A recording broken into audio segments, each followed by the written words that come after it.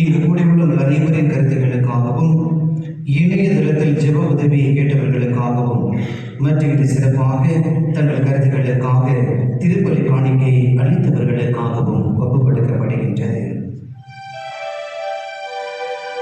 தந்தை மகன் தூய ஆவியாரின் பெயராலே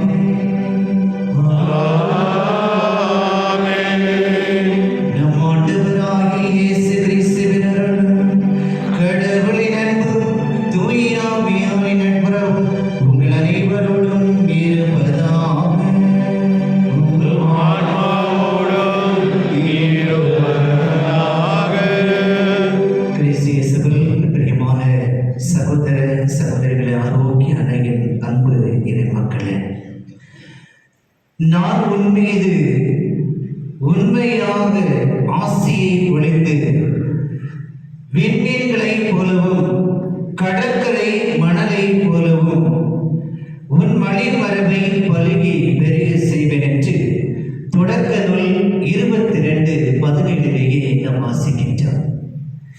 இந்த ஆண்டவர் இயேசு கிறிஸ்து நம்மை பார்த்து சொல்லுகின்ற வார்த்தை, உன்னை நான் ஆசீர்வதிப்பேன், உனக்காக எல்லாவற்றையும் நிறைவாக உனக்கு நான் செய்து கொடுப்பேன் என் நம்பிக்கை இறைவார்த்தையை நமக்கு கொடுக்கின்றார்.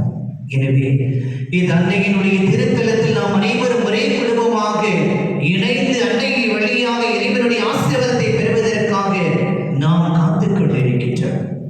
அன்னை இதோ இந்த நேரத்தில் நமக்காக தன்னுடைய மகனிடத்தில் வந்து பேசி நிறைவான ஆசீர்வாதத்தை பொழிய தடையாக இருக்கின்ற நம்முடைய குற்றங்கள், குறைகள், பாவங்கள் அனைத்தையும் கண்களை மூடி ஒரு சில நிமிடங்கள் மௌனமாக ஆண்டவரிடத்தில் மன்னிப்பு வேண்டுவோம். எல்லாம் உள்ள இறைவனிடமும்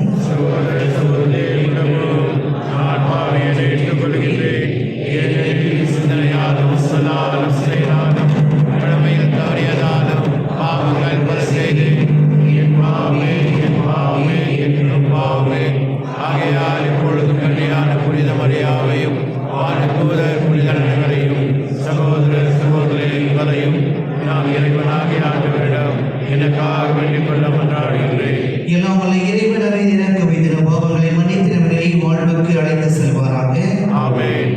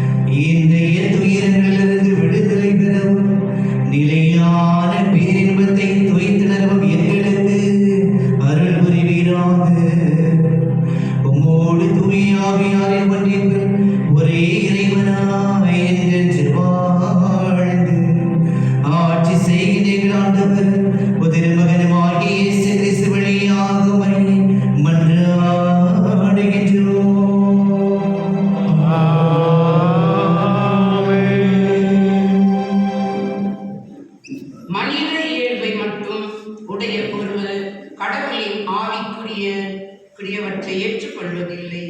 திருத்தூதர் பவுல் கொரிந்தியருக்கு எழுதிய முதல் திருமுகத்திலிருந்து வாசகம்.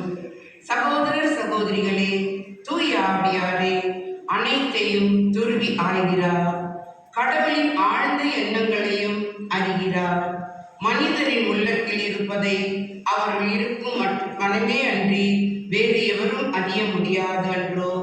அவ்வாறே கடவுள் உள்ளத்தில் இருப்பதை அவர் தம் ஆவியே அன்றி வேறு எவரும் அறியார். ஆனால் தாம் இவ்வுலகில் மனப்பாங்கை பெற்றுக்கொள்வதில்லை, மாறாக தூய ஆவியை கடவுளிடமிருந்து பெற்றுள்ளோம். இவ்வாறு கடவுள் நமக்கு அருளிய கொடைகளை கண்டு உணர்ந்து கொள்கிறோம். ஆவிக்குரியவர்களுக்கு ஆவிக்கு உரியவற்றை பற்றி விளக்கி கூறும்போது நாங்கள் மனித ஞானத்தால் கற்றுக்கொண்ட சொற்களை பேசுவதில்லை, மாறாக தூய ஆவியார் கற்றுத்தரும் சொற்களையே பேசுகிறோம். மனித இயல்பை மட்டும் உடைய ஒருவர் கடவுளின் ஆவிக்குரியவற்றை ஏற்றுக்கொள்வதில்லை. அவை அவருக்கு மடமையாய் தோன்றும். அவற்றை அவரால் அறிந்து கொள்ளவும் முடியாது. ஏனெனில் அவற்றை தூய ஆவியின் துணை கொண்டே ஆய்வு உணர முடியும். ஆவிக்குரியவரோ அனைத்தையும் ஆய்வு உணர்வார். எவரும் அவரை ஆய்வுக்கு உட்படுத்த முடியாது. ஆண்டவருடைய மனதை அறிபவர் யார்? அவருக்கு அறிவுரை கூறுபவர் யார்? நாமோ கிறிஸ்துவின் மனதை கொண்டுள்ளோம். ஆண்டவரின் அருள்வாக்கு. பல்லவி. ஆண்டவர் தாம் செய்யும் அனைத்திலும் நீதி உடையவர். ஆண்டவர் இரக்கமும் கனிவும் உடையவர், எளிதில் சினம் கொள்ளாதவர், பேரன்பு கொண்டவர்.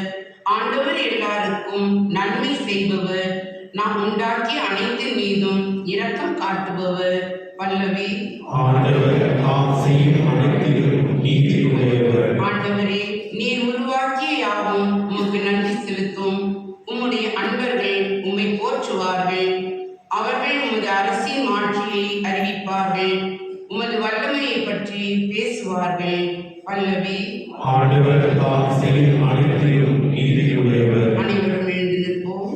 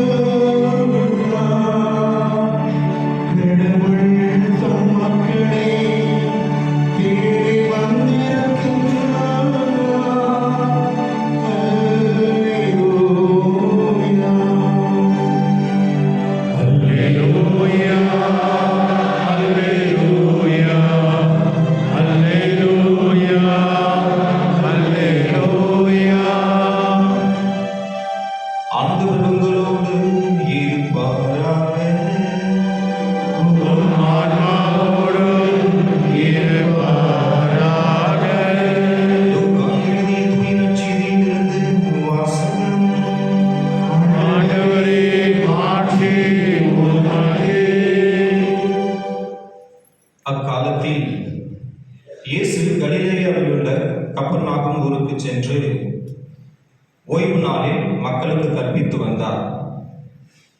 அவருடைய போதனையை குறித்து அவர்கள் வியப்பில் ஆழ்ந்தார்கள்.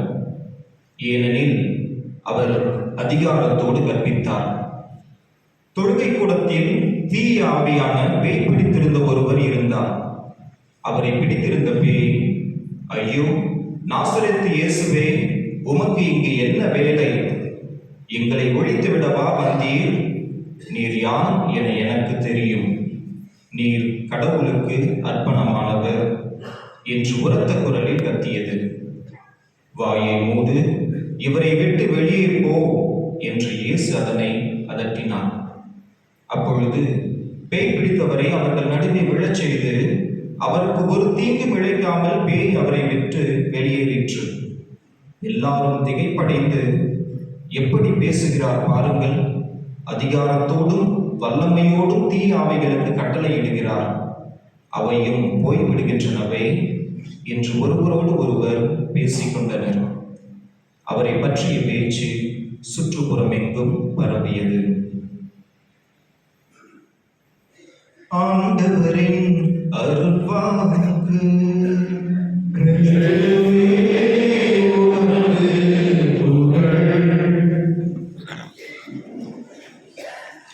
கிறிஸ்து இயேசுவில் பிரியமான சகோதர சகோதரி ஆரோக்கிய அன்னையின் அன்பு இறை மக்களே, praise the Lord, praise the Lord. இயேசுவுக்கே புகழ், இயேசுவுக்கே நன்றி. மரியே வாழ்க. மகிழ்ச்சியோடு அன்னையை தேடி நாடி வந்திருக்கின்றார். நான் உன்னை ஆசீர்வதித்து பெருமைப்படுத்துவேன். எல்லாம் சேர்த்து சொல்லலாமா? நான் உன்னை ஆசீர்வதித்து பெருமைப்படுத்துவேன். மீண்டும் ஒரு முறை சத்தமா, நான்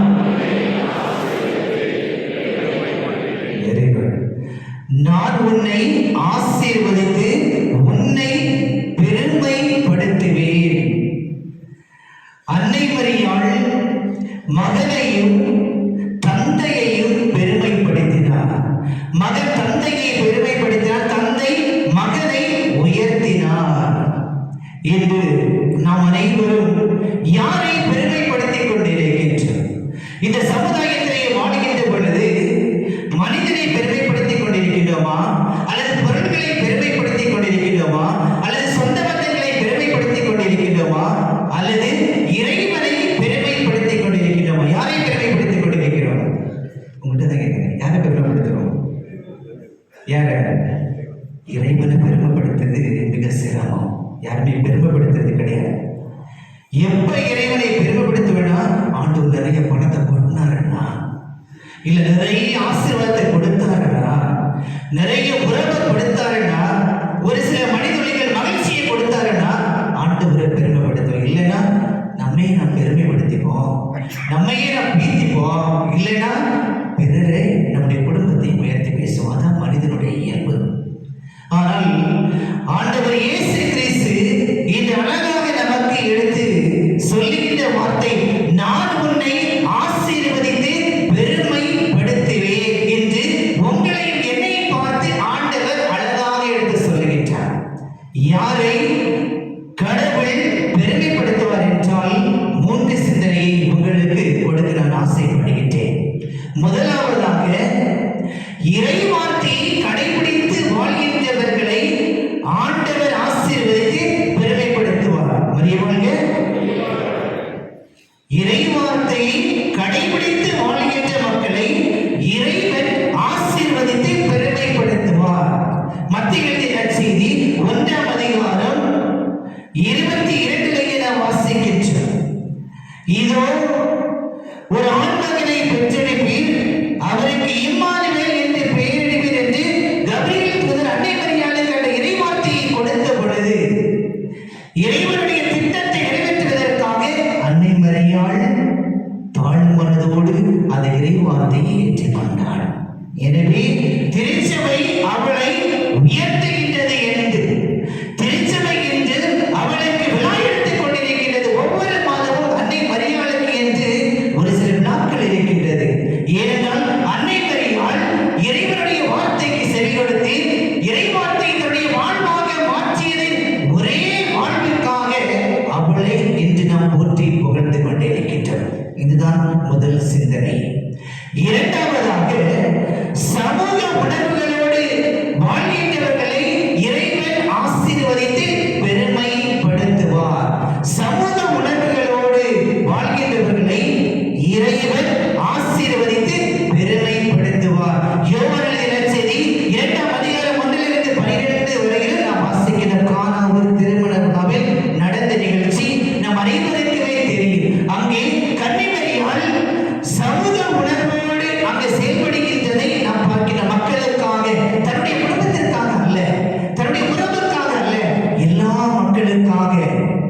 இறைவனிடத்திலே பரிந்து பேசுகின்றதை நாம் பார்க்கின்றோம். அங்கே ஒரு சமூக உணர்வோடு மரியா செயல்பட்டதன் வழியாக இறைவன் அவளை பெருமைப்படுத்தி உயர்த்துகின்றதை பார்க்கின்றோம். இறுதியாக நாம் அனைவரும் இந்த சமுதாயத்திலேயே வாழ்கின்ற பொழுது மனிதன்கள் இறைவனை காணுகின்றவர்களை ஆண்டவர் ஆசீர்வதித்து நிறைவேற்றுவார். மனிதர்கள் இறையன்பை காணுகின்றவர்களை ஆண்டவர் ஆசீர்வதித்து பெருமைப்படுத்துவார். இறைவனிடத்தில் நாம் பார்க்கின்றோம், இறைவன் எந்த மனிதரையும் நீ என்னிடம் வராது என்று சொல்வதில்லை. யாரை சொன்னாராமா? சொன்னாரா? யாரையுமே சொல்ல. எல்லாரும் வாங்க வாங்க, என்னிடத்துல வாங்க, உங்களுக்கு நிறைய ஆசீர்வாதம் கொடுக்கிறேன், அமுக்கி குலுக்கி உங்களுக்கு என்னால் எவ்வளவு முடியுமோ அந்த அளவிற்கு உங்களை நான் ஆசீர்வதிப்பேன், நீங்கள் ஒரு ஆசீர்வாதமாக இருப்பீர்கள் என்று ஆண்டவர் நம்மை பார்த்து சொல்லுவார். அன்புக்குரியவர்களே, புனித 2ஆம் ஜான் பால் தன்னுடைய அனுபவத்தின் வழியாக அன்னை மரியாளை பற்றி இவ்வாறு சொல்லுவார். அன்னை மரியாள் மீது நான் வைத்திருக்கின்ற பக்தி இறைமகன் இயேசுவுடன் நெருங்கி நம்பிக்கையை உயர்த்துவதற்கு எனக்கு வழிவகுத்தது.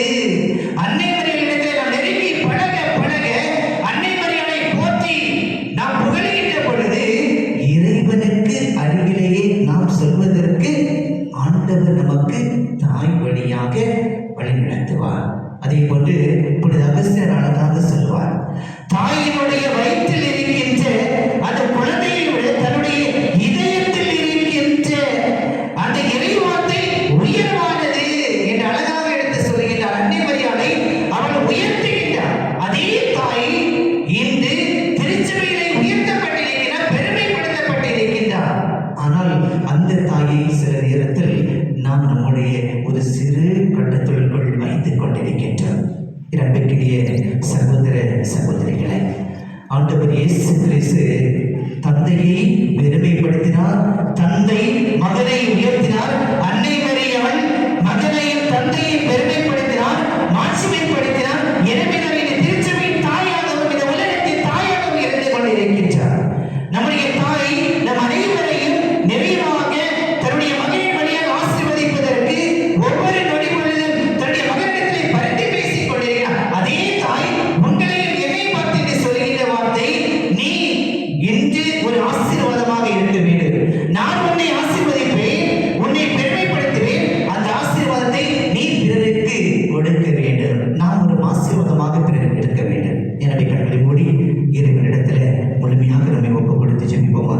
என் அன்பு ஆண்டவரே, இன்று எங்களுக்கு இந்த நாளை கொடுத்து வைக்க உமக்கு நன்றி செலுத்துகிறோம். நாங்கள் உம்முடைய அனைத்து ஆசீர்வாதங்களை நினைத்து பார்த்து இந்த நேரத்தில் போற்றி புகழ்கின்றோம். அன்பு ஆண்டவரே, அன்னை மரியாளுடைய திருவிழாவை கொண்டாடுவதற்காக பல்வேறு விதமான முயற்சிகளோடு நாங்கள் வந்திருக்கின்றோம். உன் மீது நம்பிக்கை வைத்து விசுவாசத்தில் உண்மை என்று நாங்கள் தேடி வந்தோம். எனவே எங்களை, எங்கள் குடும்பத்தையும் இந்த சமுதாயத்தையும் நீரை நிறைவாக ஆசீர்வதித்து வழிநடத்த வேண்டும் என்று எங்கள் ஆண்டவராகிய கிறிஸ்து வழியாக மன்றாடுகின்றோம்.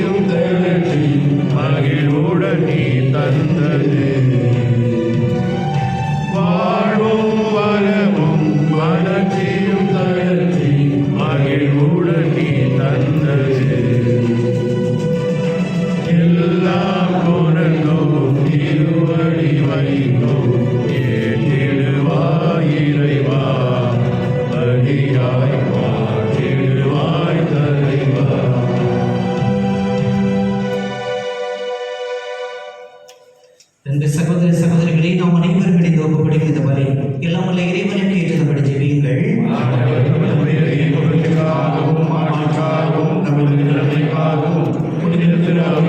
நலனுக்காகவும்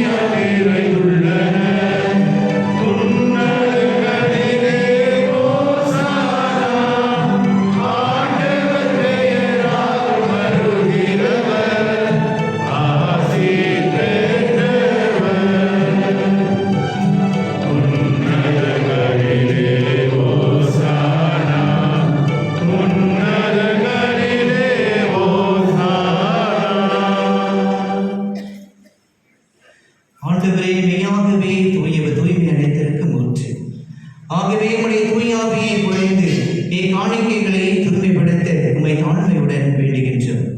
இவ்வாறு எங்கள் ஆண்டவர் இயேசு கிறிஸ்துவின் திருவுடலும் திருத்தமுமாக இவை எங்களுக்கு மாறுபடமாக அவர் பாடுபட உள்ளங்கனிந்து தம்மையே கையளித்த போது அப்பத்தை எடுத்து நன்றி செலுத்தி அதை விட்டு தம் சீடர்களுக்கு அளித்து அவர் கூறியதாவது, அனைவரும் இதிலிருந்து பெற்று உண்ணுங்கள், ஏனெனில் இது உங்களுக்காக கையளிக்கப்படும் என் உடல்.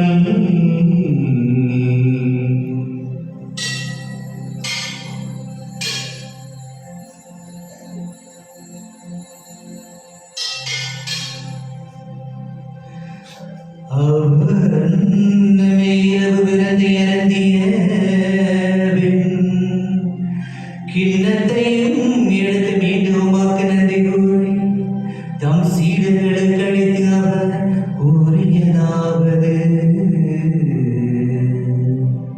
அனைவரும் இதிலிருந்து பெற்று பருகுங்கள், ஏனெனில் இது புதிய நிலையான உடன்படிக்கைக்கு உரிய என் இரத்தத்தின் கிண்ணம். இது பாவ மன்னிப்புக்கென்று உங்களுக்காகவும் பலருக்காகவும் சிந்தப்படும். இதை என் நினைவாக செய்யுங்கள்.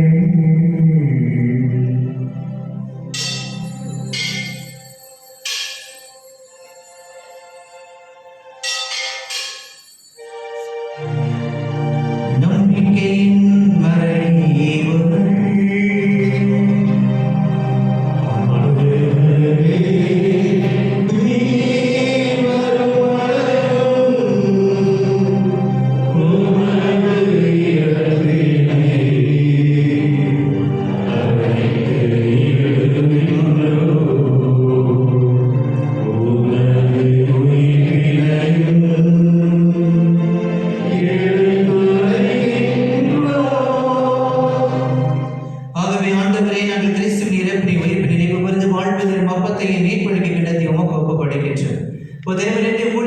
தகுந்தவர்களை நீங்கள் ஏற்றுக்கொண்டு எனவே உமக்கு நன்றி செலுத்துகிறோம். மேலும் கிறிஸ்துவின் திரு உடலில் இரத்தத்தில் பங்கு கொள்ளும் எங்களை தூய ஆவியானவர் ஒன்று சேர்க்க வேண்டும் என உம்மை தாழ்மையுடன் மன்றாடுகிறோம்.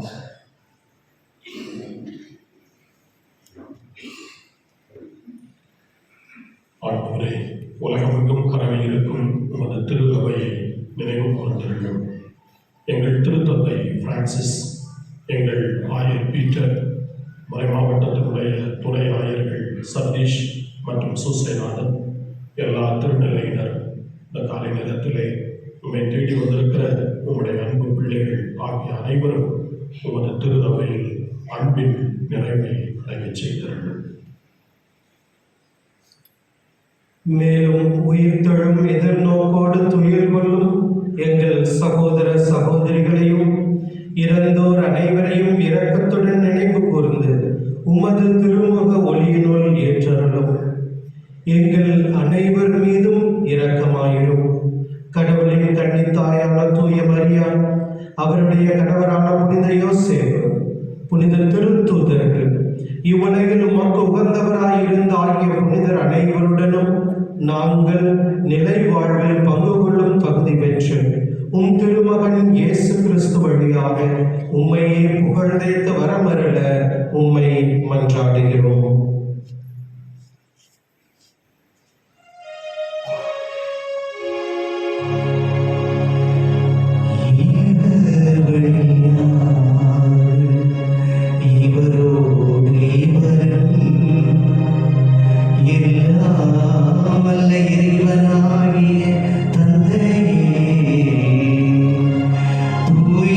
ஆவியாரின் ஒன்றிப்பில்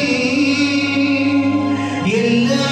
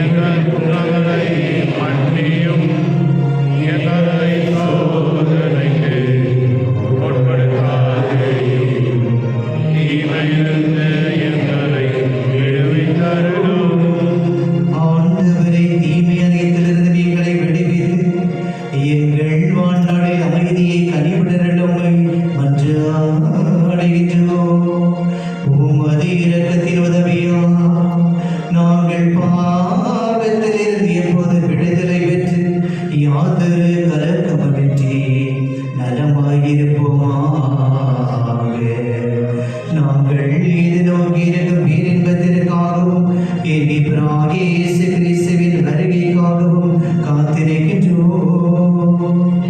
ஏனெனில் ஆட்சியும் வல்லமையும் மாட்சியும் என்றென்றும் உமதே.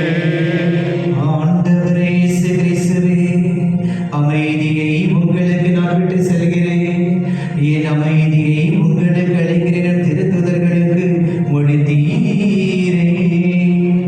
எங்கள் பாவங்களை பாராமல் உமது திரு நம்பிக்கையை கண்ணோக்கி உமது திருவுள்ளத்திற்கு ஏற்ப அமைதி ஒற்றுமையும் எங்களுக்கு நிறைவாக அளித்தருள்வீராக.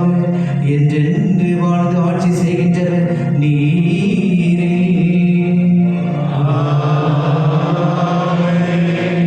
ஆண்டவருடைய அன்பின் அமைதி உங்களுடைய இருப்பதாக.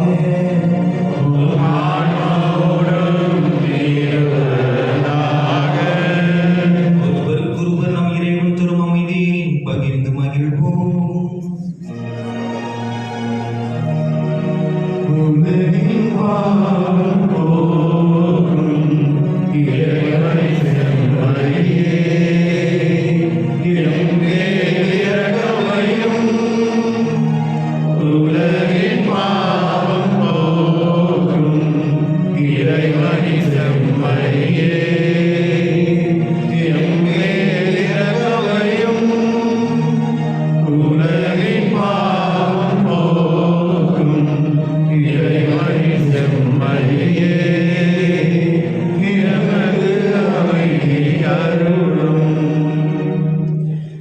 இதோ இறைவனின் செம்மறி, இவரே உலகின் பாவங்களை போக்குகின்றது.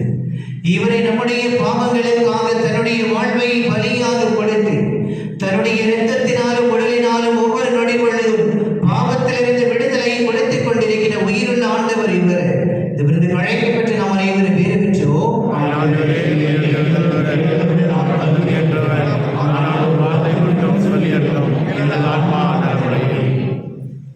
இப்பொழுது வழங்கப்படுகிற திவ்ய நற்கருணையை நல்ல பாவ சங்கீதனம் செய்து தன்னுடைய தயாரித்துள்ள கத்தோலிக்க கிறிஸ்தவர்கள் மட்டுமே பெற்றுக்கொள்ளலாம். பிற மதத்தை சேர்ந்தவர்கள் பிற கிறிஸ்தவத்தை சேர்ந்தவர்கள் இருந்தால் தயவு செய்து நன்மை வாங்க முன்வர வேண்டாம் என உங்களுடைய பணிவன்போடு கேட்டுக்கொள்கிறோம்.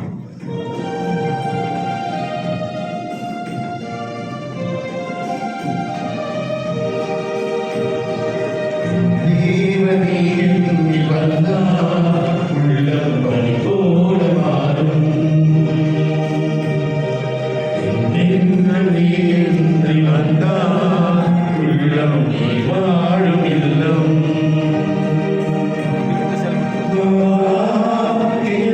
தெய்வமே வா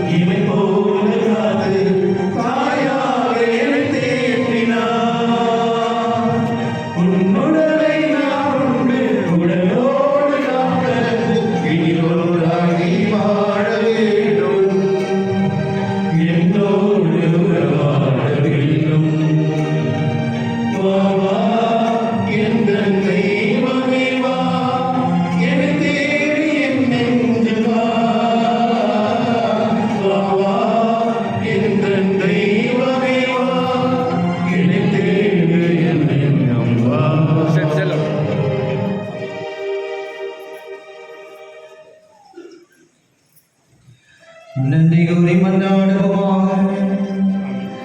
ஆண்டவரே இறைவா, வேண்டல் உணவை உட்கொண்டு நாங்கள் உமது கனிவை வேண்டுகின்றோம்.